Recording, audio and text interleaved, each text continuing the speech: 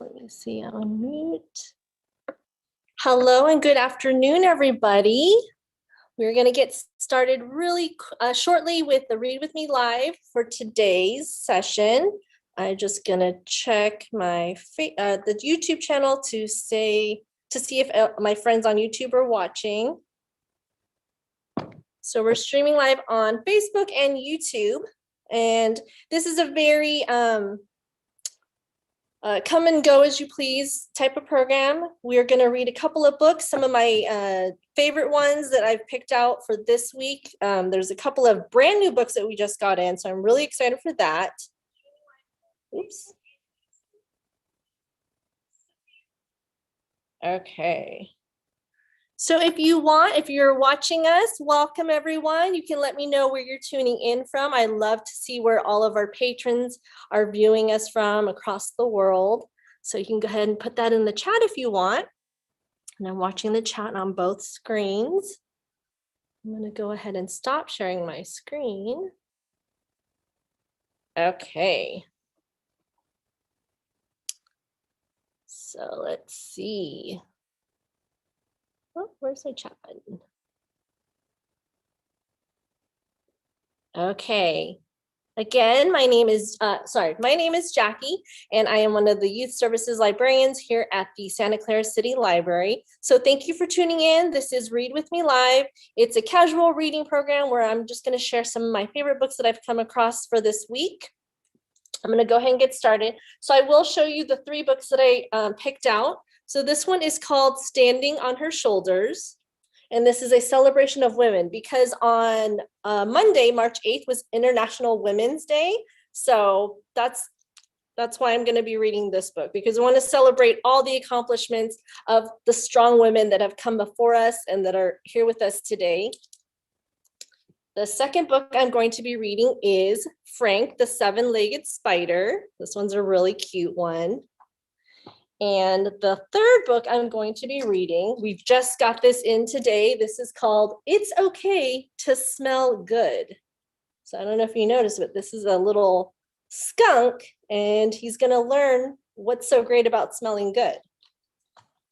Okay, so we're going to start with Standing on Her Shoulders, a celebration of women. This is by Monica Clark Robinson, and the art is by Laura Freeman, okay? So here we go. So again, this is in honor of International Women's Day, which was on Monday, March 8th.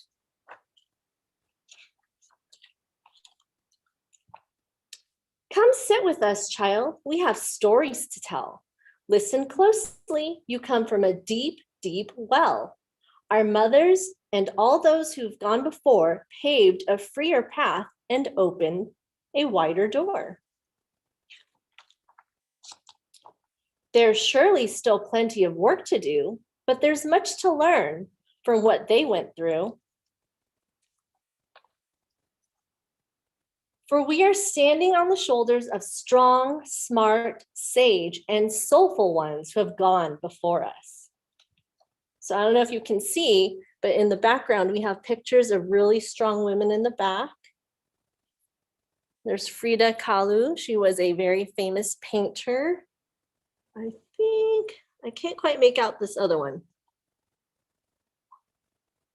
Some of them are a little abstract, so I can't quite make them out, but I assure you they are all very important ladies.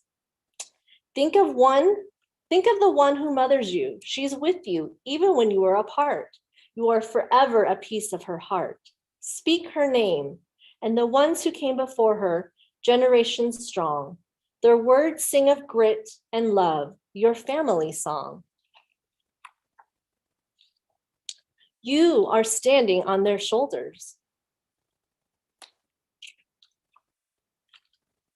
Think of the legends whose lives made way for yours. Though the years have passed, each story, each name endures. When you speak their names, they live on in you. You are standing on their shoulders too. Freedom seekers, truth speakers, fierce women, brave and wise, justice burning in their eyes. Warriors in the fight, marching for their right, believing in a day when women would have a say. Champions of equality, challenges of authority, peaceful freedom fighters, brave and bold bus riders, magic believers, dream weavers, revolutionary minds, their works echoing through time.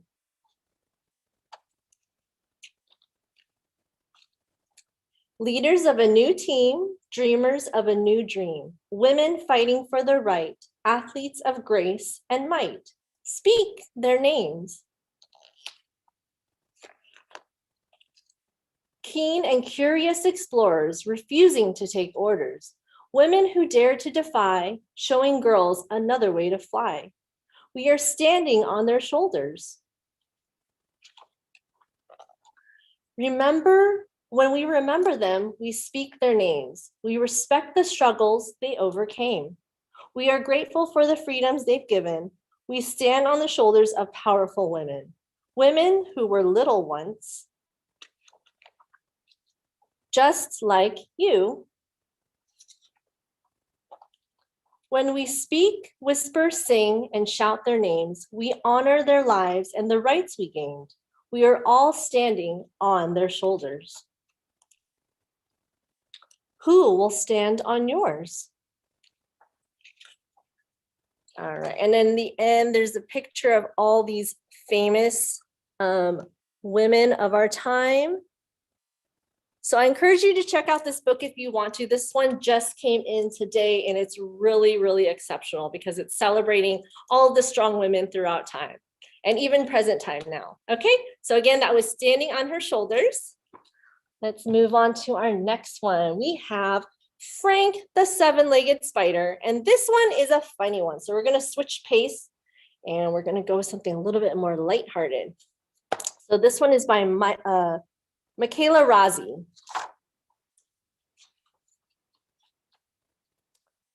Frank likes being a spider. He likes making beautiful webs. Can you see what's on there? Is it Mona Lisa that he spun? He is very artistic. He likes scaring silly humans.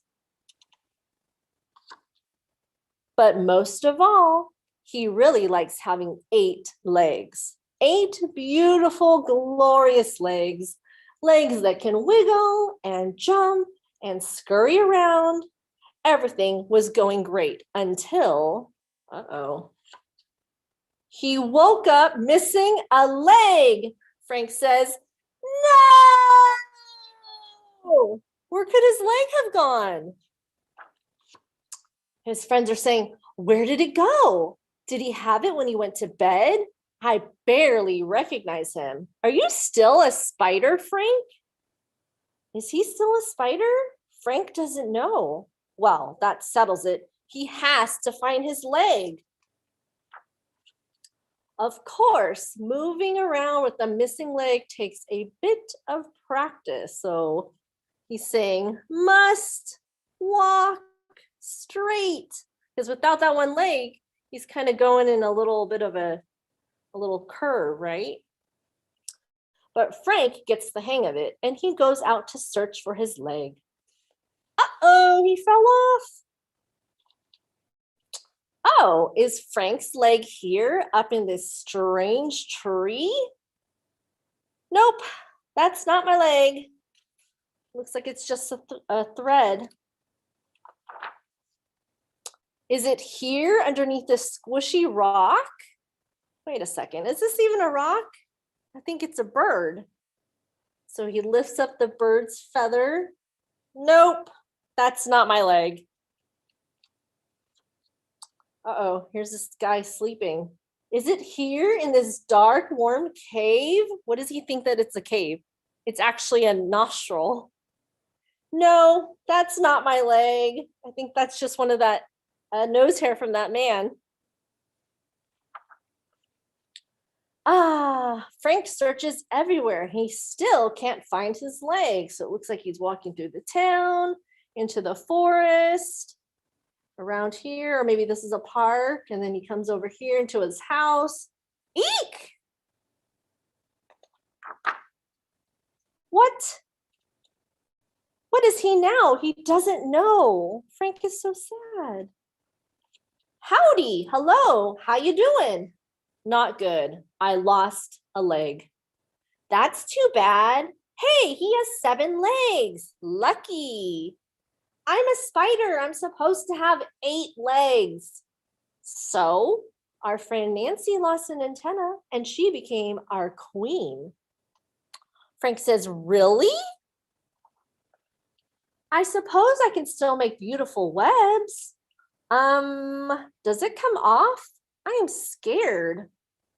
And I can still wiggle my legs and jump and scurry around. That must mean I'm still a spider. Hey, do you guys want to see something funny? Ah, and there it is. He drew, he spun a little picture of himself all big. Isn't that silly? All right, if you enjoyed that book, you can always request it from the library. Again, this is Frank the Seven-Legged Spider. Okay, on to our last book, another funny one. It's okay to smell good. So we have this silly little skunk here who's very used to smelling stinky, and he's gonna learn what it's like to smell good. And this is by Jason Tharp, all right? In the town of Smellsville, Panda Cat's day was always began the same way. He brushed his teeth with garlic and onion toothpaste. Ooh, does that sound good? I prefer mint toothpaste myself. He combed rotten eggs into his hair. Finally, he smeared a moldy mayonnaise into his armpit. Oh my goodness. Panda Cat gobbled down his breakfast of spoiled milk, moldy toast with toe jam, and a rotten apple. Would you guys eat that for breakfast? I don't think I would. He fed his pet stink bug, Clarence, placed a dozen rotten eggs out to freshen the air, and he left for school. Panda Cat was born to be stinky, and he loved it. He lived near Gross and Smelly Works, and everyone in Smellsville loved their super stinky soaps. So what do we have here at this store? This one's called Radiant Rotten Egg, Shimmering Stale Farts, and Summer Smelly Belly Button. Oh dear.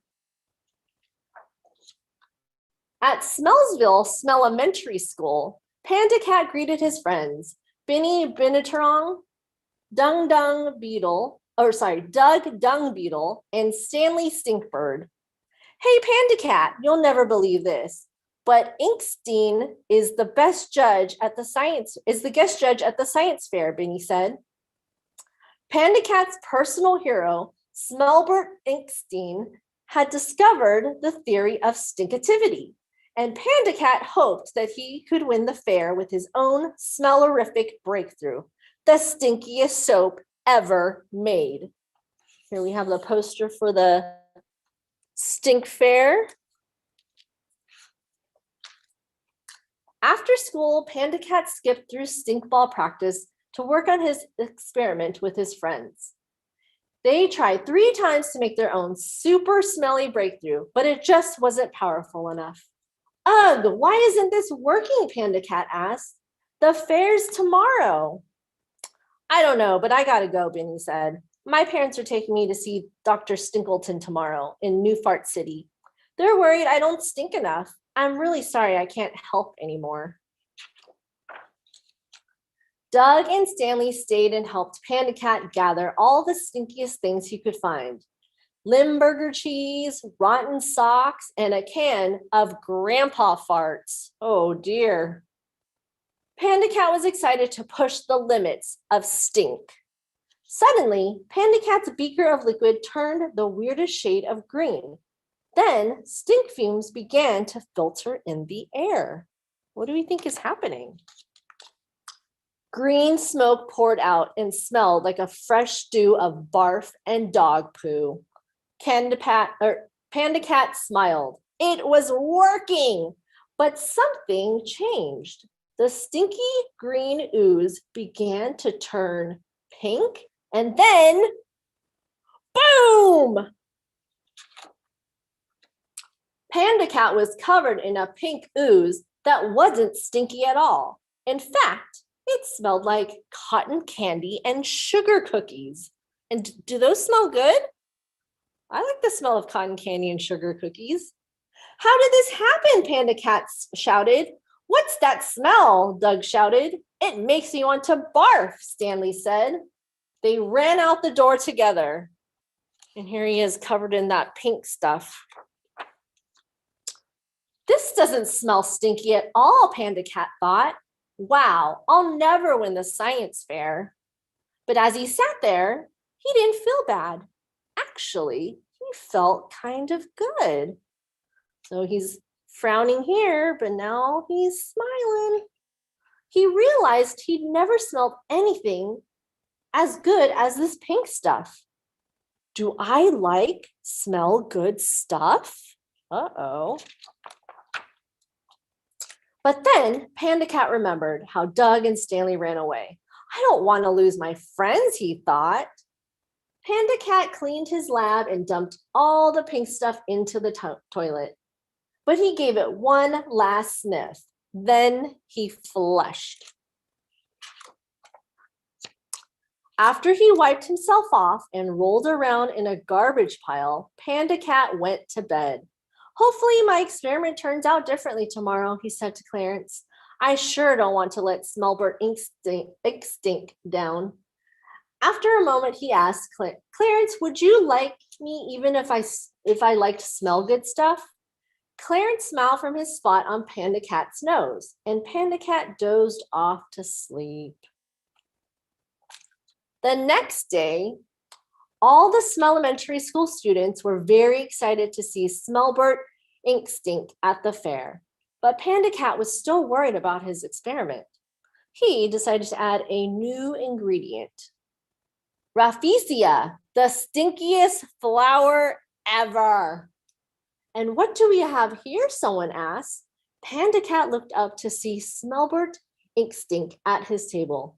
Oh my gosh, hi, Panda Cat said as he quickly started up his experiment for his hero. Stinky green smoke filled the air. Can you see it? Right here. It's starting to get stinky. Then boom, pink ooze exploded all over. Even worse, this pink ooze smelled better than before. It smelled like caramel apples dipped in sugar cookies, rolled in cotton candy, and covered in strawberries. What is that smell? Panda Cat heard someone ask. It smells good, which is gross, someone else said. Yuck, a third student shouted. I think they're confused by what they smell. Benny arrived just as Sal Amador won the science fair with his earwax recycling kit. I'm sorry I missed your experiment, Benny told Panda Cat. Guess what? Turns out I just smell like buttered popcorn, and that's normal for binturongs. Cool, huh? He looked around. Hey, what's this pink stuff? It smells so awesome. Nice job, buddy. I agree, said Smellbert Instinct. But this was the biggest failure of all, Panda Cat said. Was it a failure? Instinct asked. Benny likes it. Is it weird that I do too? A little, Panda Cat asked. Before I discovered the theory of stinkativity, smell good stuff was everywhere, Instinct said. It's actually one of my biggest regrets. I never meant for smell good stuff to be replaced by only stinky stuff. Without smell good stuff, how would we ever appreciate really stinky stuff? Instinct asked. It's okay if I like smell good stuff, Panda Cat asked. You're allowed to like whatever you like, Instinct said. And whatever it is, I guarantee you won't be the only one. Hey, where can I get more of this pink stuff? Benny asked. Sniff, sniff. Now Panda Cat started his days in a new way. He brushed his teeth with peppermint toothpaste. That sounds better. But still combs rotten eggs into his hair. He eats cinnamon toast with butter, but still loves spoiled milk. He sets out a dozen daisies before saying goodbye to Clarence. His favorite thing is working with Smelbert Extinct. Together, they're about to break the stink barrier. All right, that's the end of this book. That was really silly. I mean, I like smell good stuff. Do you guys like smell good stuff? Usually I don't like stinky stuff at all, unless maybe it's stinky cheese. I heard stinky cheese is usually the tastiest cheese. All right. Thank you guys for joining me today for Read With Me Live. If you missed any part of this video, you can go back to YouTube or you can also rewatch it on Facebook. And remember, we are open for lobby service again. So please come by, request books, pick up some grab and goes, and happy reading, everyone. Bye.